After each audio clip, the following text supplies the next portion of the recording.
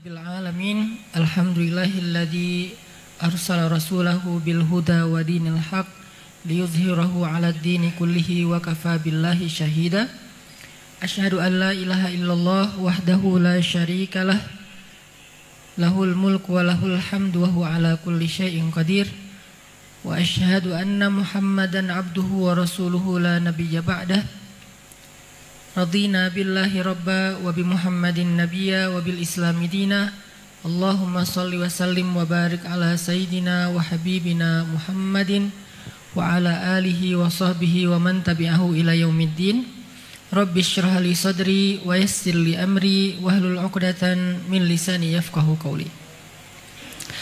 Teman-teman sekalian, anak muda Kota Bandung yang dirahmati Allah, alhamdulillah kita bisa ngumpul lagi di sini untuk ngelanjutin kajian rutin kita setiap Rabu malam, yang saya lebih suka menyebutnya dengan tongkrongan ilmu. Nongkrong di rumah Allah sambil mencari ilmu. Mudah-mudahan, terutama tadi saya ngelihat di depan ada layar terus duduk kayak santai gitu. Seandainya saya bisa ganti posisi, mending saya di sana aja. Terus ada yang ceramah, kayaknya enak ya, kayak nobar gitu. Ini emang suasana yang kita coba kemas semampu kita untuk supaya anak muda itu lebih nyaman duduk di dalam majelis ilmu yang tadinya istilahnya majelis menjadi tongkrongan, karena majelis juga artinya tempat duduk, tempat nongkrong, tempat berkumpul, sehingga majelis ilmu rasa nangkring ya, majelis ilmu rasa nongkrong. Mudah-mudahan dengan kayak gitu taklim ini, tongkrongan ilmu ini bisa menjadi salah satu lifestyle kita. Pulang sekolah, pulang kampus, pulang kerja, kita nongkrong di masjid. Pulang sekolah, pulang kampus, pulang kerja, mencas iman. Dan ini bisa suatu saat mungkin kalau lebih banyak vendor-vendor dakwah kita yang bisa nyediain spot kopi, yang mudah-mudahan masing-masing nanti ada sharing everyday atau giving everyday, yang mau ngasih kopi misalnya satu brand ngasih untuk sekali taklim itu 20 cup gratis misalnya, amin ya. Nanti ada, kan di Bandung banyak banget tuh kafe-kafe yang keren-keren tuh. Mereka semuanya misalnya sebulan sekali mengazamkan, berniat sebulan sekali, Ustadz saya mau support kopi buat taklim Rabu malam tongkrongan ilmu 50 cup sebulan. Jadi ada misalnya 4 brand aja, setiap pekan kita udah ada spot kopi gratis untuk 50 yang datang pertama. Kalau ini ada 3.000 ya sisanya beli. Jadi intinya teman-teman, jadi kita bisa benar-benar ngerasain yang namanya duduk di majelis ilmu tuh kayak nongkrong. Dan mudah-mudahan jadi keberkahan. Atau buat teman-teman yang misalnya pengen punya usaha-usaha kuliner, nanti bisa kerjasama. Siapa tahu kita bisa nge-support sama-sama dakwah ini sampai dakwah ini benar-benar menjadi lifestyle-nya anak muda. Dilakuin dengan pride karena banyak spot-spot yang kerennya, dan rasanya juga bukan rasa yang taklim serius, tapi kontennya sama dengan taklim yang serius. Konten yang saya sampaikan selama 4 tahun terakhir ini sebetulnya sama.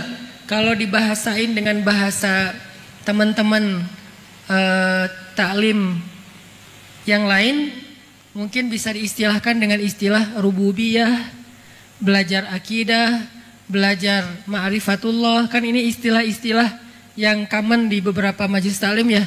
Ma'rifatullah, apalagi akidah, ilmu tauhid, terus juga rububiyah, uluhiyah, asma dan sifat. Cuman kita tidak membahas dari istilah-istilah itu. Kita mentranslate istilah tersebut, kita terjemahin kepada istilah-istilah yang lebih sederhana tanpa mengurangi substansinya. Kayak misalnya keep the faith dari judulnya, atau libatkan Allah, atau ngejapri Allah. Ngejapri Allah itu istilah. Kalau dalam bahasa teman-teman dikenal dengan istilah al-unsu billah, berduaan dengan Allah. Jadi berduaan itu kita kayak private banget. Dalam bahasa sosmed ngejapri kan ya. Dan Allah juga ngejapri kita. Salah satu ayat japrian itu ad-duha. Kalau ayat broadcast, ya ayyuhalladzina amanu, itu kan broadcast kan, bukan japrian. Nah ini translate kayak gini tuh sebetulnya bukan merubah konten, merubah substansi, lebih kepada bahasa terjemah supaya kita ngerasa materi yang tadinya kesannya berat jadi ringan. Yang tadinya bentuknya teoritis sekarang menjadi aplikatif dan insya Allah bisa langsung kita pakai dalam masalah-masalah pribadi kita sehari-hari. Jadi kita mencoba untuk jadiin Rabu malam ini dan juga kajian-kajian yang lain jadi youth friendly banget, kajian anak muda banget yang kalau kita duduk di situ kita kayak nongkrong bareng aja, bareng geng kita, bareng teman-teman, bareng barudak lah, teman-teman main terus ngumpul lagi di sini, teman-teman kampus ngumpul lagi di sini. Tapi bedanya apa? Kalau di tempat lain kita murni ngopi, di tempat lain kita ngobrol, kalau di sini kita mendengar ayat Allah dibacakan, hadis-hadis Rasulullah dibacakan, nasihat-nasihat ulama disampaikan, sehingga ini bisa jadi salah satu fast charging buat iman kita tanpa harus susah-susah, tanpa harus boring, tanpa harus krik-krik, tanpa harus terlalu garing gitu. Jadi mudah-mudahan kita bisa lebih sering lagi ngajak teman-teman kita, geng-geng kita yang ada di tempat main kita buat yuk kita nongkrong di tongkrongan ilmu Rabu malam yang kita keliling di beberapa masjid. Alhamdulillah sekarang ada di masjid yang luar biasa ini. Mudah-mudahan malam ini kita dapat fast charging iman. Teman-teman yang dirahmati Allah, 2 pekan yang lalu, karena pekan kemarin sempat break dulu untuk Idul Adha. 2 pekan yang lalu kita membahas tentang surat Ad-Duha. Kita sebetulnya belum tuntas ya surat Ad-Duha ya, baru ayat ketiga kalau nggak salah fokusnya. Ayat ma wadda'aka rabbuka wa ma qala. Rabbmu, Tuhanmu, penciptamu, pemilikmu, Rabbmu itu nggak pernah ninggalin kamu, nggak pernah benci sama kamu. Kalimatnya kamu, artinya japrian, khusus secara personal touch, bukan kepada kalian. Kalau kalian ma wadda'akum rabbukum wa ma qala. Kalau kalian broadcast, tapi ini japrian banget nih. Allah lagi ngomong kepada Rasulullah sallallahu alaihi wasallam secara pribadi. Nah, ayat ini ternyata bukan cuman buat Rasulullah sendiri, tapi juga buat kita. Ketika kita ngerasa sendiri, kan kalau rame-rame nggak ada istilah ngerasa sendiri ya. Aku lagi kesepian bersama teman-teman, kan nggak ya? Yang namanya kesepian sendiri. Aku lagi kesepian bersama pasangan, kan nggak mungkin kan ya? Yang namanya kesepian pasti Jovisa. Istilah lebih smooth. Nggak tega bilang jomblo. Jovisa, jomblo fisabilillah. Jadi kalau yang namanya sepi atau kayak lonely gitu pasti sendiri. Sehingga kalimatnya kamu, engkau. Nah ayat ini selain berlaku buat Rasulullah SAW secara konteks, dia juga berlaku buat kita dalam masalah-masalah pribadi kita. Dalam kasus-kasus kita yang macam-macam tuh. Allah kayak ngasih tahu ke kita, hambaku, kamu jangan patah semangat. Aku nggak pernah ninggalin kamu.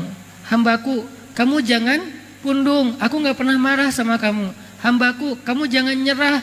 Aku nggak pernah ninggalin kamu. Hambaku, jangan putus asa, aku nggak pernah marah sama kamu. Jadi kalimat ma wadda'aka rabbuka wa ma qala ini kalau kita tafsirkan ke ayat-ayat yang lain itu banyak banget. Salah satu ayatnya ma wadda'aka rabbuka wa ma qala itu apa? Salah satu tafsirannya al-ayah bil ayah kalau bahasa tafsir ya, memahami ayat dengan ayat. Allah nggak pernah marah kepada hamba-hambanya. Salah satunya Qul ya ibadiyalladzina asrafu ala anfusihim la taqnatu min rahmatillah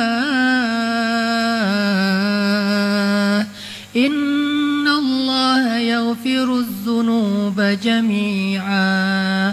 Ini bukti kalau Allah nggak pernah marah kita udah banyak dosa, asrafu ala anfusihim, yang dosanya itu udah nggak kehitung, dosanya itu udah kelewat batas, dosanya itu udah berlebih daripada yang normal orang lain lakuin. Apa dosa yang normal? Dosa lupa, dosa nggak sengaja, itu dosa normal. Tapi ini sengaja, dosa besar berulang-ulang dalam waktu yang cukup lama, bertahun-tahun. Itu namanya asrafu ala anfusihim, udah melampaui batas. Udah segitunya kita ke Allah, Allah masih manggil kita, ya ibadi, wahai hambaku. Itu bukti kalau Allah itu wama kola, gak benci sama kita. Allah tuh gak pernah benci sama kita. Kalau Allah benci sama kita, maka ketika kita bikin dosa sekali, itu jadi kayak ada alasan banget buat Allah langsung mencelakai kita tuh kan. Jadi bukan saya loh ya yang zalim, dia emang kayak gitu, pantas dibinasain, langsung dibinasain. Kalau Allah udah kayak ada masalah pribadi gitu sama kita. Kan beberapa teologi, beberapa ideologi meyakini bahwa dewa juga kadang-kadang ada masalah dengan hambanya gitu kan, dengan kayak manusia gitu. Ada beberapa mitos lah ya, termasuk mitos di orang Arab jahiliyah, bahwa kadang-kadang dewa mereka tuh kayak ada urusan pribadi, ada sebel pribadi gitu, kayak nyimpen gitu sama manusia sehingga balas dendam. Jadi dewanya balas dendam. Kalau Allah tuh nggak gitu. Wama qala, nggak pernah benci sama kita, nggak pernah benci sama kita. Walaupun kita asrafu, dosanya udah banyak banget, Allah nggak benci sama kita. Bukti nggak benci, Allah masih manggil kita dengan kalimat ya ibadi, wahai hambaku. Padahal kan yang pantas disebut hamba itu kan yang menghambakan diri kan. Yang ibadi itu berarti yang beribadah. Nah kita nggak pernah beribadah, kok dipanggil ibadi? Ini berarti Allah tuh sayang sama kita. Sholat dulu sekian tahun jarang. Sampai kita mau masuk masjid itu kayak kagok banget gitu. Masuk masjid kayak masuk dunia lain. Oh, ini masjid ya. Oh, aku merasakan aura yang apa gitu. Terus baca Quran merinding sendiri. Kenapa? Karena bacanya malam Jumat surat jin. Jadi kayak gitu-gitulah. Banyak magic-magicnya, klinik-kliniknya. Kenapa kita kagok banget dengan agama, mau ngomong agama itu kayak rasanya tuh serius amat, jadi kayak nggak asik ngomong agama itu, jadi kayak kaku gitu. Seolah-olah kalau kita mau memuji Allah itu malu-malu, mau bilang alhamdulillah aja malu-malu. Giliran bilang makasih, hatur nuhun, kita nggak pernah malu. Kenapa bilang hatur nuhun, makasih, thank you, syukran, nggak malu, sementara bilang alhamdulillah malu, saking kagoknya kita dengan agama, dengan Allah. Jadi kayak bilang makasih ya Allah tuh kayak malu gitu. Kalau bilang makasih ke teman, kita biasa aja, thanks bro gitu, biasa aja. Tapi kalau ya Allah makasih atau jazakallah, alhamdulillah gitu, kok jazakallah, alhamdulillah gitu tuh kayak rasanya sungkan gitu, malu-maluin. Kenapa? Karena bertahun-tahun kita jauh dari Allah, tapi Allah masih manggil ya ibadi, wahai hambaku. Ini bukti teman-teman kalau Allah itu ma wadda'aka rabbuka wa ma qala. Istilahnya Rob lagi. Kenapa Rob Ustadz? Kenapa enggak Allah? Ma wadda'aka Allahu wa ma qala. Ini kalau kita mau bedah lebih dalam lagi ya. Enggak apa-apa sekali-kali kayak gitu, agak-agak mendalam. Nih ya kalau kita bedah, kenapa ada istilah Rob rububiyah bukan Allah? Ma wadda'aka Allahu wa ma qala. Sebagaimana ketika Allah memperkenalkan diri kepada Musa, yang pertama itu bukan nama, tapi peran. Inni ana rabbuk. Inni ana rabbuk. Itu ayat pertama. Ayat berikutnya innani anallah. Kenapa Rabb dulu baru Allah? Kenapa peran dulu baru nama? Ini nih jadi persepsi berpikir. Lebih baik kita memperkenalkan kebaikan kita dulu kepada seseorang sebelum dia kenal nama kita, supaya dia berkesan kepada kita. Kalau ini dalam bahasa kayak sales, marketing, kita kayak nyebutin produk dulu, kita nyebutin jabatan dulu, baru kita nyebutin nama misalnya, supaya orang trust, ngebangun trust dulu nih. Sama kayak kita sebelum kenal CV-nya, kita jelasin dulu tentang, atau kita lakuin dulu sesuatu kebaikan yang membuat orang interest. Sebelum kita jelasin saya siapa, asal dari mana, lahir tahun berapa, apalagi soal tahun lahir ya, ini agak-agak sensitif. Sarah juga nih, lahir tahun berapa, kalau di bawah, kalau angkanya udah kelipatan kepala 3, ini udah mulai agak-agak sensitif nih. Jadi daripada kita nyebutin lahir tahun berapa, asalnya dari mana, apalagi kalau misalnya saya sebutlah pas saya mau nikah dulu, saya orang Sumatera, mau nikahin cewek Jawa yang karakternya, culture-nya beda banget sama orang Sumatera, dan dia pribadi juga kayak agak-agak karena nggak kenal kali ya, gimana gitu, agak-agak takutnya orang Sumatera mungkin keras, menurut sebagian orang Sumatera mungkin belak-belakan, to the point, ya apa adanya gitu, nggak kayak orang Jawa Sunda yang mungkin lembut, ngomongnya pelan-pelan, nggak teriak-teriak, kan ada kesan gitunya ya. Nah sebelum dia kenal kalau saya itu orang Sumatera, saya nunjukin dulu dong, pas kenalan saya nggak Sumatera, saya Nyunda banget, orang Bandung katanya, iya. Ternyata Aceh kan ya. Jadi kayak baru ngomong gitu yang ditunjukin mungkin karakter yang dia nyaman dulu. Terus kayak orangnya kayak care gitu. Orangnya tuh pengertian banget. Orangnya tuh dewasa banget, matang segala macam, santun pas bicara. Baru setelah itu ketika saya memperkenalkan, saya tuh dari Sumatera loh. Itu akan jadi excuse buat dia, nggak masalah. Kenapa? Karena udah ngelihat dulu. Oh iya ya, kamu gak apa-apa deh walaupun Sumatera juga, karena kamu orangnya lembut, kamu orangnya santun, kamu orangnya. Jadi Allah itu memperkenalkan diri, Ana Rabbuk. Maksudnya apa? Rabb itu, akulah yang menciptakanmu. Akulah yang ngasih kamu rezeki. Akulah yang menjaga kamu. Akulah yang nolong kamu. Apa terjemahan dari kata Rabb kalau kita breakdown? Rabb itu kalau di breakdown adalah alam yajidka yatiman fa'awa, wa wajadaka dhallan fahada, wa wajadaka ailan fa'aghna, itulah Rabb. Jadi ketika Allah ngomong ma wadda'aka rabbuka wa ma qala, artinya apa? Rabbmu tidak pernah meninggalkanmu, artinya dialah yang selama ini memperbaiki ciptaan pada dirimu sehingga kamu menjadi seorang sosok manusia yang ideal secara fisik. Nabi kan ideal banget secara fisik ya, enggak berlebihan, enggak juga pas-pasan, ideal. Karena yang paling bagus itu bukan pol ya, yang paling bagus itu tawazun, wasatiyah kalau dalam konsep berpikir. Pas banget. Nabi bukan cowok yang paling tinggi di antara sahabat, tapi juga bukan yang paling rendah, pas. Nabi kalau jalan bukan yang paling cepat, tapi bukan yang lola, bukan yang slow banget, pas juga. Ideal banget. Nabi itu kalau bicara bukan yang paling teriak, tapi juga nggak terlalu pelan yang bikin nggak gitu-gitu amat juga sih, pas gitu. Jadi tawazun, sehingga Allah lah sebagai Rabb yang telah menciptakan kamu dalam tawazun, dalam fisik yang ideal, wahai Muhammad. Allah juga yang memelihara kamu, yang nanti dijelaskan di alam yajidka yatiman dan seterusnya. Allah juga yang melindungi kamu, Allah juga yang menjaga kamu, Allah yang sayang sama kamu, Allah yang begini. Semua itu adalah bukti bahwa Allah ma wadda'aka wa ma qala, tidak pernah ninggalin kamu, gak pernah benci sama kamu. Ini adalah ayat motivasi. Mudah-mudahan ini jadi booster yang lebih bagus daripada 1 minute booster ya. 1 minute booster kan kadang benar, kadang nggak jelas, nggak inilah ya. Tapi kalau ma wadda'aka rabbuka wa ma qala itu booster banget teman-teman. Itu mood booster banget. Caranya kita baca berulang-ulang.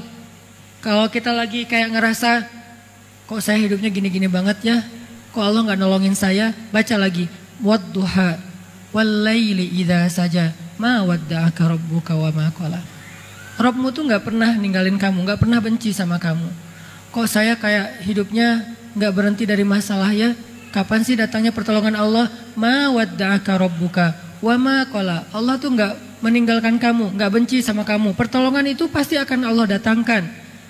Ala inna nasrallahi qarib. Bukankah pertolongan Allah sudah dekat? Kayak gitu diulang-ulang sesuai dengan masalah kita. Jadi teman-teman, itu udah kita bahas kemarin, walaupun ini ada sedikit tambahan analogi gitu, bahwa kita berharap dengan mengulang-ulang kalimat ma wadda'aka rabbuka wa ma qala, kita nggak jadi orang yang gampang putus asa, nggak jadi orang yang gampang menyerah, nggak jadi orang yang gampang patah, nggak jadi orang yang gampang kalah, nggak jadi orang yang gampang marah, gitulah ya. Kenapa jadi A semua ya? Jadi intinya ayat itu harusnya menguatkan kita ketika kita lemah, memantapkan hati kita ketika kita galau dengan pilihan hidup, membuat kita berani ketika kita dalam keadaan takut. Ayat itulah yang kemudian diterjemahin di surat yang lain, la tahzan innallaha ma'ana. Sama aja kan?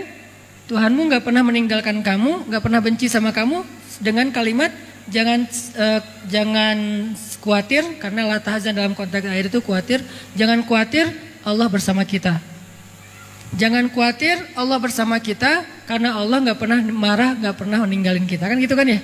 Itu sebetulnya dua atau sekian ayat yang sejenis, setipe, semakna, cuman beda redaksi. Jadi kalau kita kaman banget dengan istilah la tahzan innallaha ma'ana, coba kembangin deh kalimat itu dengan surat Ad-Duha. Apa bukti Allah tuh bersama kita? Alam yajidka yatiman fa'awa. Terus siapa yang ngasih kita perlindungan ketika kita sendiri? Kalau bukan Allah bersama kita. Wa wajadaka dhallan fahada. Terus siapa yang ngasih Nabi jalan petunjuk ketika beliau tersesat di dalam padang pasir? Kalau Allah nggak bersama kamu. Wa wajadaka ailan fa'aghna. Terus siapa yang ngasih Nabi makan ketika beliau kelaparan kalau Allah nggak bersama dengan beliau? Jadi la tahzan innallaha ma'ana, arti lainnya adalah ma wadda'aka rabbuka wa ma qala. Itu teman-teman pemahaman dari surat Ad-Duha. Buat saya pribadi, surat Ad-Duha itu surat motivasi banget. Kalau saya lagi sedih, kalau saya lagi galau, kalau saya lagi sakit hati, kalau saya lagi sebel, kalau saya lagi boring banget, baca ayat itu sedikit banyak tergantung kita ya. Sedikit banyak akan mempengaruhi mood kita.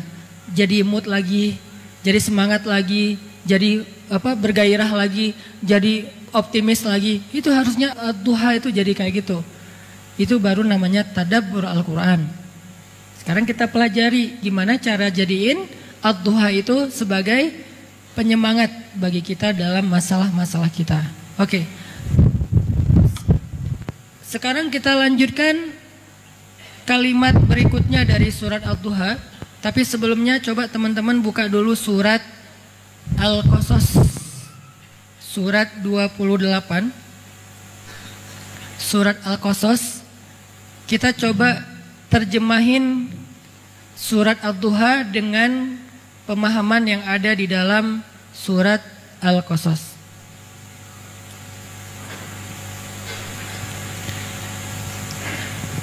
Ayat yang malam ini kita akan coba bedah di dalam surat Ad-Duha itu adalah ayat Alam yajidka yatiman fa'awa wa wajadaka dhallan fahada wa wajadaka ailan fa'aghna. 3 ayat ini.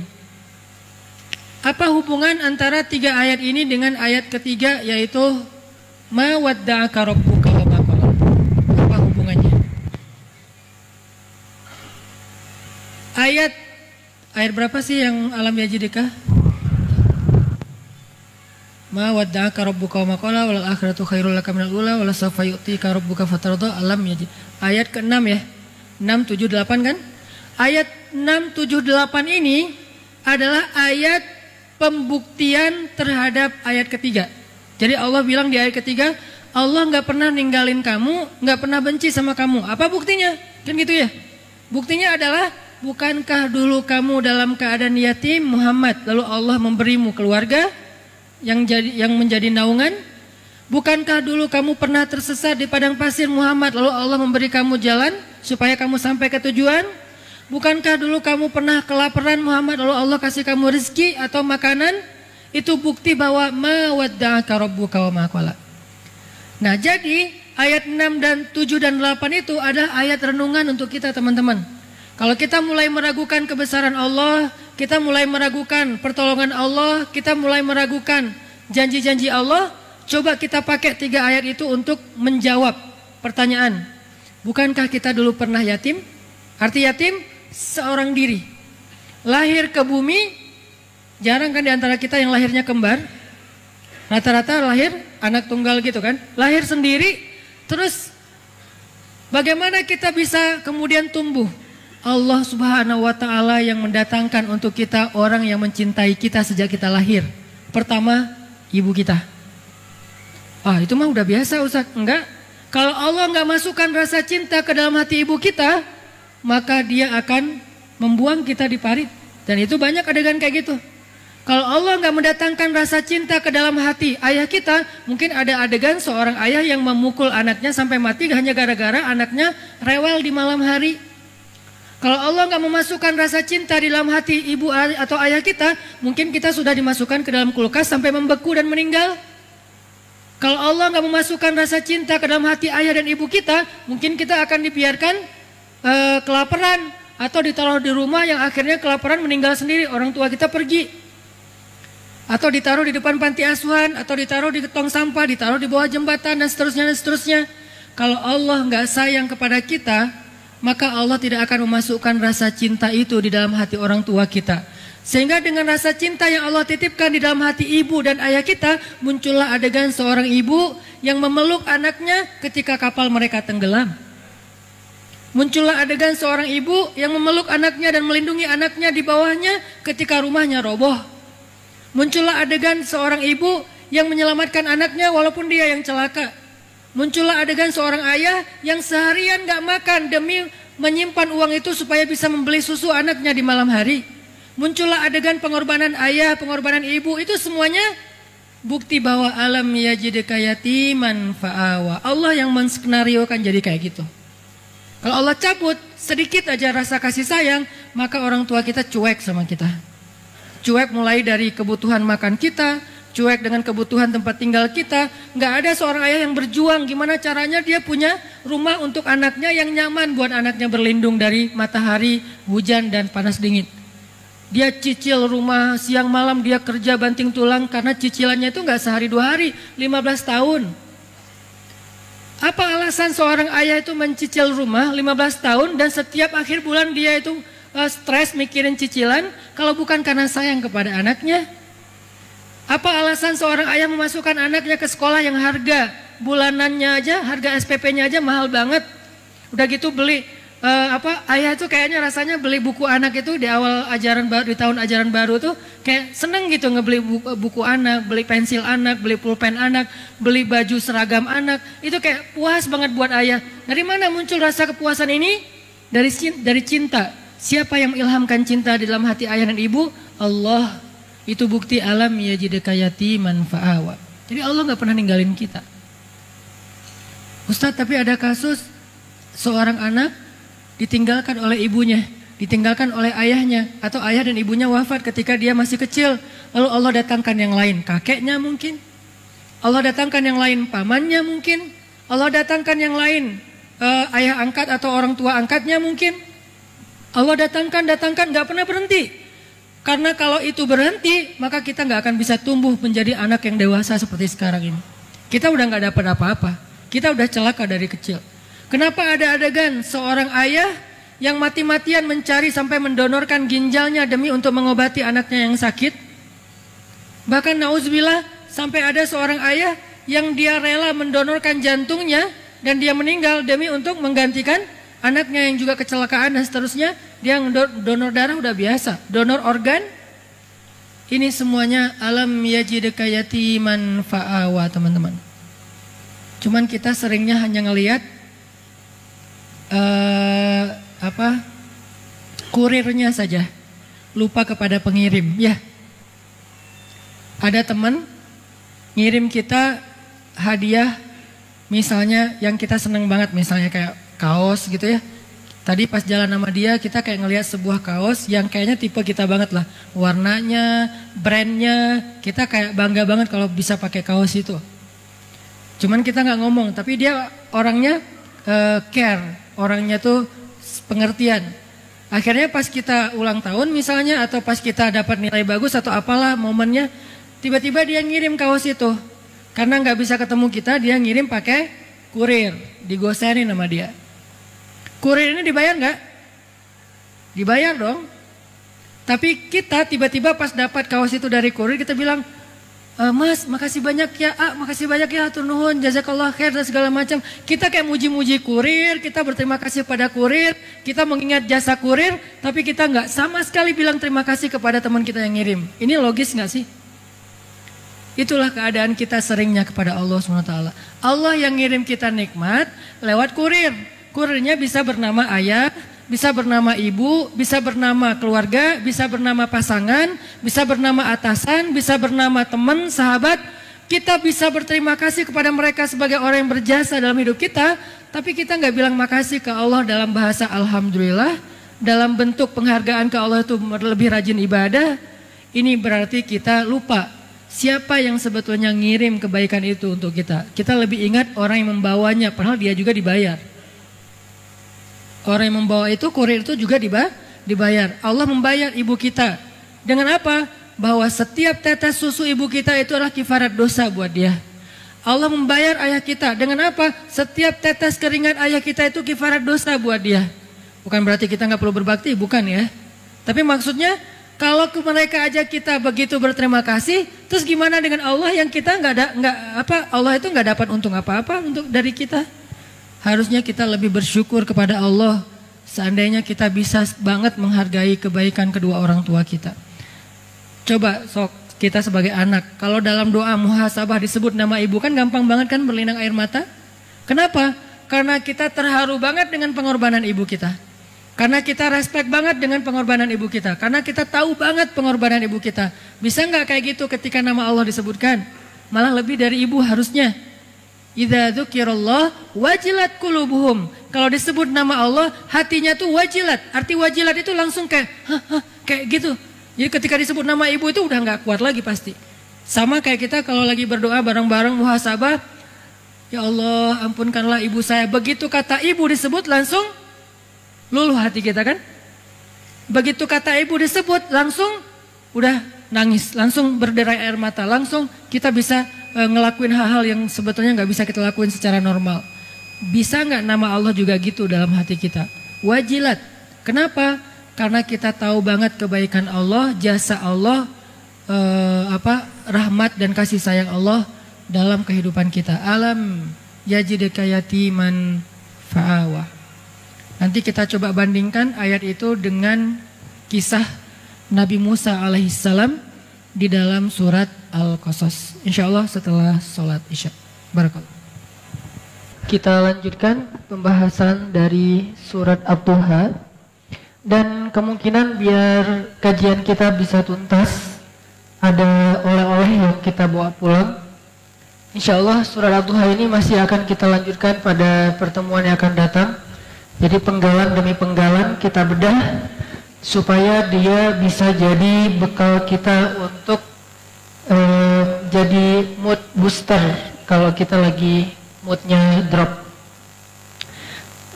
Tadi kita membahas tentang firman Allah Subhanahu wa taala di ayat ke-6, alam yajidka yatiman fa'awa. Ini adalah bukti kalau Allah ma wadda'aka rabbuka wa ma qala. Allah tuh nggak pernah ninggalin kita dan nggak pernah benci sama kita. Itu bukti teman-teman. Ini penting banget untuk kita rasain, untuk kita belajar yakin kalau Allah itu nggak pernah ninggalin kita, nggak pernah benci sama kita. Itu penting banget dalam hidup. Karena itulah yang ngebedain orang beriman sama orang yang nggak beriman. Bukan di lafaz. Karena orang yang tidak beriman juga mengatakan asyhadu an la ilaha illallah. Kok bisa Ustaz? Namanya orang munafik. Orang munafik juga mengatakan amanna billahi wa bil yaumil akhir. Kami percaya kepada Allah dan hari akhir. Qalatil a'rabu amanna. Kata orang Arab Badui, kami beriman. Tapi kata Allah, wa ma hum bimu'minin. Mereka bukan orang yang beriman. Qul lam tu'minu. Kalian belum beriman. Walakin qulu aslamna. Kalian baru menjadi seorang yang beragama Islam, tapi belum beriman. Terus yang membedakan antara orang mukmin dengan orang yang tidak mukmin, orang mukmin selalu yakin Allah itu nggak pernah ninggalin dia dalam kondisi apapun dan tidak pernah benci kepada dia. Kalau Allah udah benci sama kita nih, kita bilang astagfirullah, Allah udah malas. Sama kayak kita benci sama orang kan, semuanya jelek kan di mata kita. Kalau udah benci, udah ada ghillan. Bukankah salah satu doa kita terhadap sesama muslim itu ولا تجعل في قلوبنا غلا للذين آمنوا. Ya Allah, jangan Engkau biarkan di dalam hati kami itu ada ghil, ada rasa benci kepada orang yang beriman, sesama muslim. Karena kalau udah benci, maka yang baik aja buruk di mata dia, apalagi yang buruk. Kalau udah benci, nggak ada yang benar, selalu salah. Sama kayak haters. Haters kan berarti pembenci ya. Karena dia udah nggak benci, kita posting apa aja salah. Misalnya kita posting banyak main. Wah, kerjaannya main aja, nggak beribadah, nggak belajar, salah. Kita posting lagi beribadah, ibadah kok diposting-posting, ria, salah lagi. Jadi serba salah. Kenapa? Karena ada ghillan, ada rasa benci di hatinya. Nah, kalau Allah benci sama kita, teman-teman, kita sholat, pasti ada maunya kata Allah, kan gitu kan ya? Lagian Allah tahu banget lah isi hati kita. Sehingga Allah sendiri juga mengatakan di beberapa ayat, termasuk di dalam surat Luqman, ada di antara hamba-hambaku yang mereka seperti orang yang sedang berlayar di lautan, lalu ketika mereka digulung ombak yang seperti gunung, tiba-tiba mereka mengingat aku, memuji aku, berdoa kepadaku dengan penuh khusyuk. Tapi ketika mereka selamat di daratan, mereka melupakan aku. Jadi Allah tuh sebetulnya tahu, kadang-kadang kita tuh modus banget. Kadang-kadang kita tiba-tiba rajin tahajud gara-gara mau ujian nasional.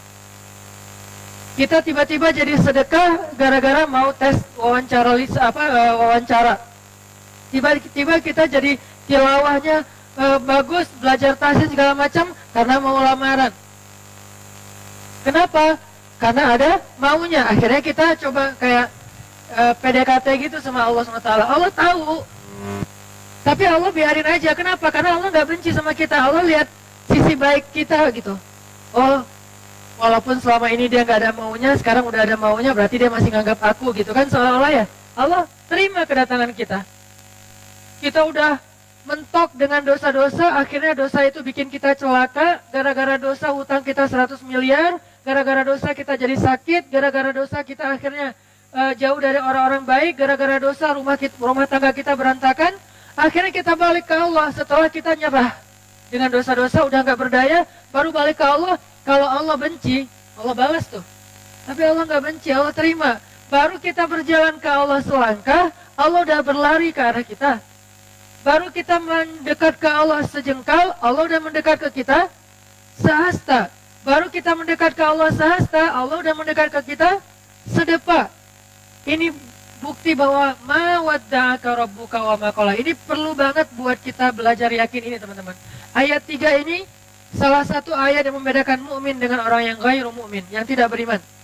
Orang mukmin selalu percaya Allah tuh nggak pernah benci sama dia. Selalu percaya Allah itu nggak pernah ninggalin dia. Sesulit apapun dia masih bilang ya Allah.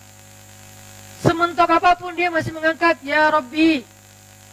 Walaupun dengan logika manusia dia bilang dia udah celaka, tapi dia mengatakan la haula wala quwata illa billah, hasbiyallah, hasbunallah. Itulah kalimat orang yang beriman karena dia percaya ma wadda'aka rabbuka wa ma qala. Kalau orang yang tidak beriman, negaranya modern, negaranya maju, bangunan-bangunan di negaranya tuh futuristik, kota-kotanya tuh smart city, tapi angka bunuh dirinya tuh paling tinggi. Kenapa? Karena dia putus asa setelah mendapatkan satu masalah kecil, karena dia tidak pernah yakin bahwa Allah sayang sama dia, bahwa Allah pasti nolongin dia, seolah-olah hidupnya sudah selesai dengan hanya masalah sepele. Buat teman-teman yang merasa lemah ketika habis diputusin sepihak, pas lagi sayang-sayangnya, hidup kita belum berakhir. Ada yang nggak pernah mutusin kita, yaitu Allah Subhanahu Wa Taala. Allah nggak pernah mutusin kita. Ma wadda'aka rabbuka wa ma qala. Apalagi lagi sayang-sayangnya sama Allah terus diputusin, nggak mungkin. Kalau makhluk lagi sayang-sayangnya diputusin, mungkin. Dan itu nggak enak banget. Jadi curhat. Itu kalau misalnya lagi kayak gitu diputusin nggak enak banget. Tapi ke Allah nggak bakalan, teman-teman. Kenapa? Karena Allah itu sayang banget. Lebih sayang Allah ke kita daripada ibu kita kepada kita. Nah, ibu kita sayang ke kita juga bagian dari kasih sayang Allah. Ayah kita bagian dari kasih sayang Allah. Pasangan kita bagian dari kasih sayang Allah. Anak kita bagian dari kasih sayang Allah. Sahabat dan geng kita bagian dari kasih sayang Allah. Jadi kasih sayang Allah yang wujud, yang kita lihat adalah lewat orang tua kita, lewat keluarga kita, lewat teman-teman kita. Masih banyak lagi kasih sayang Allah yang kita nggak sadari tapi ada dalam kehidupan kita. Ini yang perlu kita bangun, teman-teman. Ini namanya belajar akidah yang sebenarnya. Karena buat saya pribadi, belajar akidah itu bukan belajar teori. Belajar akidah itu bukan belajar istilah. Mana rububiyah, mana uluhiyah, mana asma, mana sifat. Ini untuk kalangan tertentu ya. Kalangan para ulama, para dai. Tapi untuk kita, aplikatifnya, kita nggak harus hafal rububiyah. Kita nggak harus hafal uluhiyah itu bedanya dengan rububiyah apa? Yang penting kita yakin. Baru nanti bonusnya kita belajar teori itu. Tapi kita belajar ya, belajar yakin. Yang sering saya ulang-ulang, bagaimana seorang Bilal bin Rabah dengan satu kata saja itu bisa dia aplikasikan membuat dia tabah menghadapi ujian yang kadang kita nggak sanggup menghadapi ujian kayak gitu. Ahadun ahad. Bagaimana seorang Ibrahim muda, Ibrahim yang masih usia kita gitu, 17 tahun, ada yang bilang 20-an tahun, ketika dimasukkan ke dalam api, mengatakan, hasbi Allah itu cukup buat dia. Ini namanya belajar iman, belajar yakin. Bukan belajar teori tentang teologi, atau tentang akidah, atau tentang ma'rifatullah. Walaupun semua teori itu penting dan baik. Tapi nomor satu buat saya adalah belajar yakin sama Allah. Karena orang yang berilmu, ukurannya, indikasinya adalah rasa. Orang yang berilmu, indikasinya bukan wawasan menurut Al-Quran. Al-ilmu huna fil qalb, al-fiqhu fiqhul qulub. Ilmu itu di sini, di dalam hati. Karena pemahaman, kata ulama, al-fiqhu fiqhul qulub. Pemahaman itu adalah pemahaman hati. Sehingga orang yang berilmu, indikasinya adalah rasa di hatinya. Apa buktinya, Ustadz? Buktinya? Innama yakhsyallaha min ibadihi al-ulama. Sesungguhnya yang takut kepada Allah di antara hamba-hambanya siapa? Orang yang berilmu. Berarti orang yang berilmu ukurannya adalah rasa takut kepada Allah, rasa.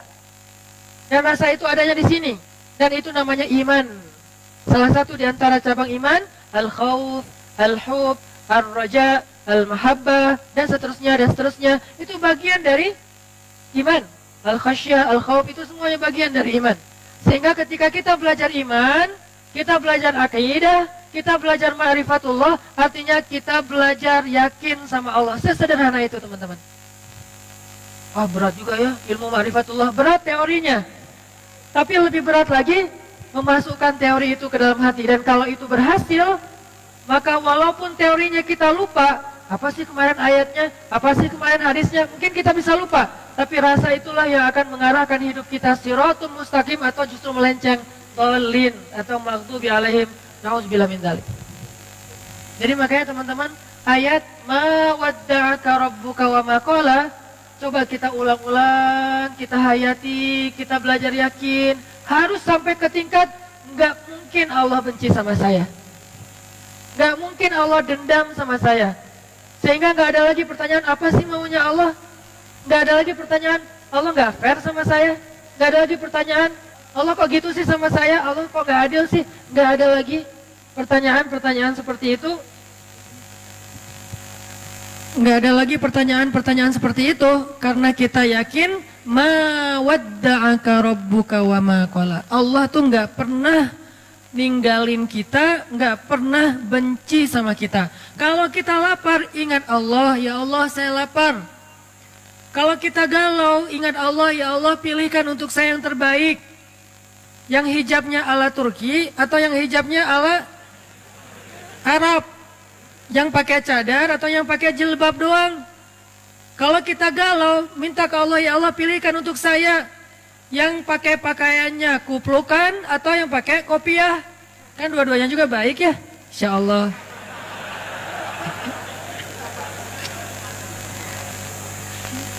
Mau yang hafal Quran atau hafal hadis? Dua-duanya hafiz. Yang satu hafal Al-Ikhlas, yang satu lagi hafal Innamal a'malu binniyat. Sama-sama hafal Quran dan hadis loh. Minta sama Allah. Kenapa? Karena Allah pasti dengerin. Karena salah satu di antara arti ma wadda'aka rabbuka wa ma qala, salah satu artinya wa idza sa'alaka ibadi anni fa inni qarib ujibu da'watad da'i idza da'an. Kalau hambaku bertanya kepadamu tentang aku, bilang aku tuh dekat. Artinya dekat, aku tuh dengar apa yang mereka minta. Maksud dari qarib di sini bukan Allah ada di sebelah kita bertempat, bukan. Arti qarib salah satunya adalah Allah tuh dengar banget yang kita omongin. Bahkan kita ngomong pelan-pelan juga Allah dengar. Bahkan terbersit di dalam hati juga Allah dengar, teman-teman. Sehingga uji da'watad da'i idza da'ani. Aku pasti mengijabah, aku pasti ngerespon, aku pasti nge-replay lah. Pertama Allah langsung nge-read. Gak mungkin kita ngejapri Allah terus gak di-read. Kenapa? Inni qarib, aku dekat. Langsung di-read sama Allah, langsung didengar sama Allah. Terus uji da'watad dan, langsung typing. Ujibu dari kata jawab langsung typing. Gak mungkin kita kayak ngejapri Allah gitu di-read doang 3 hari. Itu mah dia banget, cek. Allah tuh nggak mungkin gitu, langsung typing. Ujib, arti ujib di situ present continuous tense, langsung. Nggak sampai future tense, future-nya tuh setahun, nggak. Langsung saat itu juga Allah merespon, mereplay, menjawab japrian kita. Begitu kita bilang, ya Allah, Allah langsung mengatakan, Hai abdi, ada apa wahai hambaku? Ya Allah, halum ilayya abdi, ya Allah. Dan seterusnya. Kalau kita ngomong ke Allah, labbaika ya Rabbi. Kalau Allah memanggil kita, ada apa wahai hambaku? Hal indaka hajah, kamu punya masalah? Hal min di hajah, ada nggak di antara kalian yang punya masalah? Kata Allah, hal min taib, kamu pengen taubat? Allah langsung nanya gitu, Allah langsung nge-replay, Allah langsung nge-ijabah. Ini arti dari ma wadda'aka rabbuka wa ma qala. Kalau Allah ninggalin kita, begitu kita berdoa, emang kamu pernah doa? Allah sih nggak dengerin saya doa, karena Allah udah pergi. Enggak, Allah nggak pergi. Allah qaribun ujibu da'watan da'i idza da'an, sami'un basirun alimun khabirun latifun raufun wadud. Semua kalimat ini bahwa Allah itu dengar banget yang kita minta, teman-teman. Jadi jangan putus asa untuk begini. Capek aja saya berdoa Allah nggak dengar. Berarti kita nggak percaya dengan ayat 3 surat Ad-Duha. Ma wadda'aka rabbuka wa ma qala. Berarti kita nggak percaya dengan ayat wa idza sa'alaka ibadi anni fa inni qarib. Minta aja sama Allah. Yakin deh sama Allah. Kita aja bisa yakin sama makhluk, masa sama Allah enggak? Makhluk aja bisa sangat menjaga perasaan kita, masa Allah enggak? Makhluk aja nepatin janji banget, masa Allah enggak? Makhluk aja komitmen, masa Allah enggak? Allah lebih daripada makhluk pastinya, karena tidak ada makhluk yang serupa dengan Allah. Allah ala kulli syai'in qadir, azimun dalam segala sesuatu maha besar. Sehingga teman-teman, jadikan ma wadda'aka rabbuka wa ma qala iman. Bukan cuma hafalan, iman. Ketika kita lagi galau gitu, ninggalin gak ya pekerjaan ini ya? Tinggalin gak ya cara-cara yang gak bener kayak gini ya? Galau kan? Soalnya kalau kita tinggalin, untungnya lumayan. Terus yang kita pekerjaan yang halal belum jelas. Kalau kita kerjain, ntar Allah marah. Kan kayak galau gitu kan ya? Harusnya di situ mah gak perlu galau. Galau itu dalam hal sama-sama baik, itu galau. Kalau hak dan batil nggak perlu galau sih sebetulnya, cuman oke lah, karena kita manusia biasa. Galau di situ, bilang ma wadda'aka rabbuka wa ma qala. Artinya apa Ustadz dalam konteks kegalauan saya tadi? Artinya kalau kita pilih pilihan Allah, Allah pasti nanti akan menghargai kita dengan ganti yang lebih baik setelahnya. Yakin deh, yakin. Karena Allah nggak pernah ninggalin kita. Tapi kalau kita berpihak sama Allah, memilih pilihan Allah, sedangkan Allah kayak pergi gitu, lagi kemana gitu, lagi sibuk, kan kita kayak rugi gitu kan? Terus nggak diwaro gitu sama Allah, nggak mungkin. Ketika kita memilih pilihan Allah, Allah langsung bantu kita. Wa may yattaqillah. Siapa yang memilih pilihan Allah? siapa yang taat sama Allah, siapa yang menjalani perintah Allah, siapa yang meninggalkan larangan Allah. Ini kan semuanya arti takwa kan? Wa may yattaqillah. Kalau kita taat sama Allah dalam hal menjalankan perintah, meninggalkan larangan, meninggalin hal-hal yang Allah nggak suka, yaj'al lahu makhraja, pasti dikasih jalan keluar. Nggak mungkin nggak, mustahil 100% pasti dikasih jalan keluar. Pasti. Kata pasti ini jangan cuma diucapkan dengan lisan. Kata pasti ini harus masuk ke dalam hati kita. Di sini berlaku kalimat pasti, bukan insya Allah. Karena insya Allah itu berlaku dalam urusan kita. Tapi kalau dengan Allah, Allah sendiri yang berjanji. Dan janji Allah itu pasti Allah penuhi. Enggak juga sih, terserah Allah. Kadang dipenuhi, kadang enggak. Berarti kita berburuk sangka kepada Allah. Enggak, kalau dalam hal ini sunnatullah, udah ketetapan Allah, pasti dipenuhi. Tapi kalau dengan makhluk, enggak bisa. Gimana pun dia mau komitmen, harus ada insya Allah, harus ada izin Allah dong. Tapi kalau ini emang Allah sendiri yang ngomong, gimana mau pakai insya Allah lagi? Allah berjanji akan memberi saya jalan keluar, insya Allah. Ini agak-agak unik ya. Allah berjanji mau ngasih kita jalan keluar, insya Allah. Terus Allah masih butuh izin gitu? Enggak butuh. Udah aja kalau Allah berjanji namanya pasti. Hakul yakin, bukan lagi sekedar zon, bukan lagi sekedar kayak wacana gitu, kayak janji-janji kosong gitu, kayak gombal gitu, bukan. Benar-benar hakul yakin. Nah, kata pasti inilah yang harus kita masukkan ke dalam hati kita, teman-teman. Sehingga kita percaya banget, udahlah nggak usah khawatir, hidup sama Allah mah aman. Hidup sama Allah mah terjamin. Hidup sama Allah mah tenang aja. Kenapa? Allah lah sebaik-baik yang menepati janji. Ma wadda'aka rabbuka wa ma qala.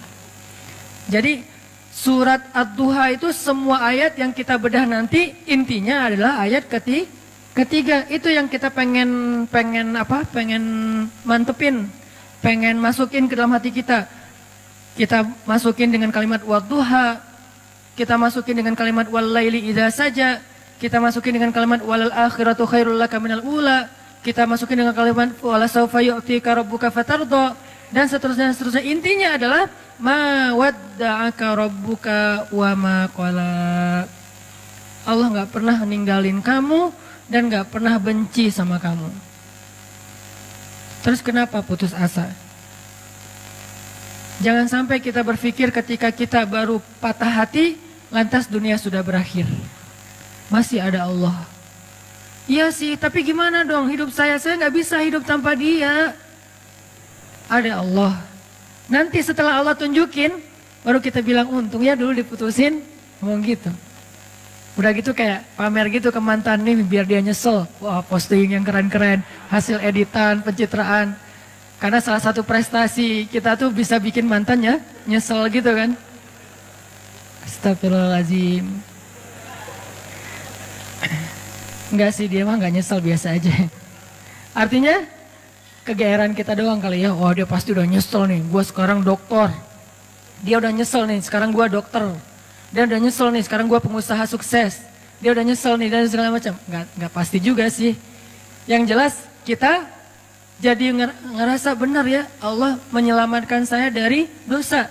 Coba kalau nggak diputusin dulu, mungkin kita sama-sama udah jadi pembuat dosa yang harus kita bayar mahal. Dosa-dosa kita itu di dunia dan di akhirat. Satu, oh gara-gara diputusin sama dia, akhirnya Allah mempertemukan saya dengan orang yang lebih tepat buat saya, bukan lebih baik ya. Karena lebih baik itu berarti kita menjudge. Belum tentu dia jelek, enggak. Yang lebih tepat buat kita. Dan dia juga dikasih yang lebih tepat buat dia. Karena kasusnya banyak teman-teman. Ada kasus seorang ibu yang sakit kanker, dirawat di salah satu rumah teduh yang tempat istri saya tuh, ditinggalkan oleh suaminya. Suaminya ketika tahu istrinya sakit kanker malah pergi ninggalin dia. Tapi di kasus yang lain justru ada seorang suami setia banget nungguin istrinya, ninggalin semua pekerjaannya, tinggal di Bandung untuk jaga istrinya berobat. Padahal istrinya udah nggak bisa menyenangkan dia sama sekali, tapi dia setia kepada istrinya. Ini kan masalah Allah lebih tahu ya, masa depan kita bakalan kayak gimana, kasus-kasus kita bakalan kayak gimana. Bisa aja dengan pasangan yang Allah kasih sekarang, dia lebih sabar dengan proses kita dalam pekerjaan, nggak survive, gagal lagi, bikin usaha ini rugi, bikin usaha itu rugi. Tapi dia nggak pernah ngeluh. Bukankah dia lah pilihan Allah buat kita? Nggak usah ngeluh, kalau gitu ujian. Artinya ada aja pasti kebaikan yang kita lihatlah sisi baiknya. Dan itu bukti kalau Allah alam yajidka yatiman fa'awa. Nah sekarang coba alam yajidka yatiman fa'awa ini kita lihat dalam kasus Nabi. Goalsnya sama. Goalsnya supaya kita percaya sama ma wadda'aka rabbuka wa ma qala. Itu intinya ya. Nah dalam konteks sirah Rasulullah SAW, kalau kita mau memahami alam yajidka yatiman fa'awa dengan membaca sirah, itu keren banget. Allah tuh benar banget ngomong alam yajidka yatiman fa'awa. Rasulullah lahir dalam keadaan yatim, Allah lah yang memfa'awakan Nabi. Dengan cara apa? Pertama Allah masukkan rasa cinta ke dalam hati kakeknya. Sehingga kakeknya menganggap Nabi sebagai cucu kesayangan di antara cucu-cucunya. Lalu Allah masukkan rasa cinta ke dalam hati ibundanya. Oh biasa Ustadz, banyak ibu yang gak sayang sama anaknya. Nah sekarang ibunya sayang banget sama anaknya. Aminah sayang banget kepada Muhammad SAW. Yang ketiga nih yang agak unik nih. Allah masukkan rasa cinta itu ke dalam hati ibu susunya. Halimah dari Bani Sa'di atau Sa'diyah namanya. Halimatus Sa'diyah.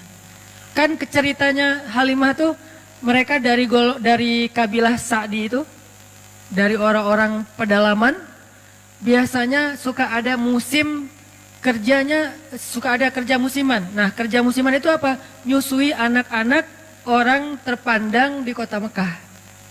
Sehingga beberapa cewek dari Bani Sa'di itu, pada musim menyusui, mereka datang, yang mereka udah bisa menyusui, mereka datang ke Mekah, mencari anak-anak orang terhormat di Mekah untuk disusui. Tujuannya dua. Satu, mendapatkan bayaran dari profesi itu. Kedua, bisa mengikat hubungan kekeluargaan antara keluarga si perempuan ini dengan keluarga bayi tersebut yang ayahnya adalah kepala kaum. Itu tujuan menyusui pada masa itu. Dan kalau sudah diikat persaudaraannya jadi kayak koalisi gitu, jadi geng gitu kan.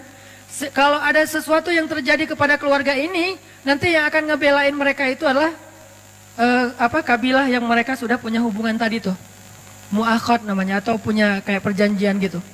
Nah, ketika perempuan-perempuan, cewek-cewek dari Bani Sa'di datang ke Mekah, di antara mereka ada Halimah, mereka kan nyebar tuh.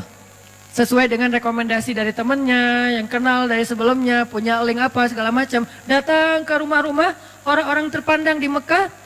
Terus cewek-cewek itu pada satu persatu mendapatkan bayi untuk disusui.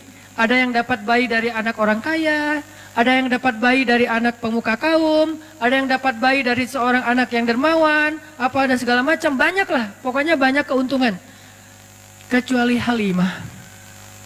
Ketika yang lain udah dapat bayi-bayi keren, kamu dapat siapa? Saya dapat anak kepala suku itu. Wah beruntung sekali kamu. Berarti keluarga kamu sekarang punya ikatan dengan suku yang paling kuat. Kan keren ya. Pertama bangga, kedua nggak ada yang berani dengan keluarga ini. Karena dia punya link kepada kabilah yang kuat. Kayak gitu berlaku dulu tuh. Terus kayak apa istilahnya ya? Zimmah. Nah saya baru ingat. Zimmah. Jadi punya jaminan dari keluarga itu. Jadi nggak ada yang berani. Terus kalau kamu dapat siapa? Saya dapat anaknya Fulan. Wah anak orang kaya dong, dibayar gede dong. Alhamdulillah kalau bahasa sekarang, untung. Tapi giliran Halimah ditanya, kamu dapat siapa? Muhammad. Muhammad siapa? Ayahnya udah wafat. Hah kamu ngambil anak yatim? Terus yang bayar siapa? Gak ada. Hah kasihan banget sih kamu gitu kan ya kalau bahasa kita ya. Halimah diantara ibu-ibu susu yang lain seolah-olah kesannya dapat yang paling tidak menguntungkan. Tapi ternyata kebalikannya. Kenapa Halimah kok memilih Muhammad di antara banyak anak bayi yang ada di Mekah? Karena begitu ngelihat Muhammad, Halimah langsung jatuh hati. Itu namanya fa'awa. Allah yang menjadikan Halimah jatuh hati kepada Rasulullah. Langsung jatuh hati. Akhirnya Halimah gak peduli anak ini yatim atau enggak, gak peduli dibayar apa enggak, gak peduli keluarganya kuat, kabilahnya atau enggak. Yang jelas saya sayang banget sama anak ini. Itu yang Allah lakukan dengan Halimah. Dipeluk oleh Halimah, Bahkan Halimah memperlakukan Nabi Muhammad kecil lebih baik daripada ibu-ibu susu lain memperlakukan bayi mereka karena dibayar, karena profesional. Kalau ini bukan profesional, ini cinta. Lebih dalam daripada sekedar profesi. Dan kayak gitulah cara Allah melindungi Rasulullah. Seandainya Rasulullah punya harta waktu itu, seandainya ayah Rasulullah masih hidup waktu itu, maka Rasulullah mungkin akan dititipkan kepada ibu susu profesional. Tidak sekeren Halimah. Tapi berhubung dia nggak punya harta, berhubung dia ayahnya udah meninggal, berhubung kakeknya itu nggak bisa membayar ibu susuan, akhirnya yang muncul, yang menyusui Muhammad kecil, justru seorang perempuan paling baik di antara semua ibu-ibu susu yang ada waktu itu. Yang paling ikhlas, yang paling tulus, yang kasih sayangnya paling besar, yang paling sayang kepada Rasulullah karena nggak ada motif yang lain. Ini cara Allah tuh keren banget ya. Kalau cara kita, nih gimana nih? Kasihan anak kita nggak ada uang, kasihan anak kita nggak ada kabilahnya nggak kuat, kasihan. Itu kan cuma logika kita. Ini namanya ilmiah. Tapi ada robbaniyah, ada logika ilmiah, ada logika robbaniyah. Kalau logika robbaniyah apa? Alam yajidka yatiman fa'awa. Itulah yang kita berlakukan dalam hidup kita kadang teman-teman.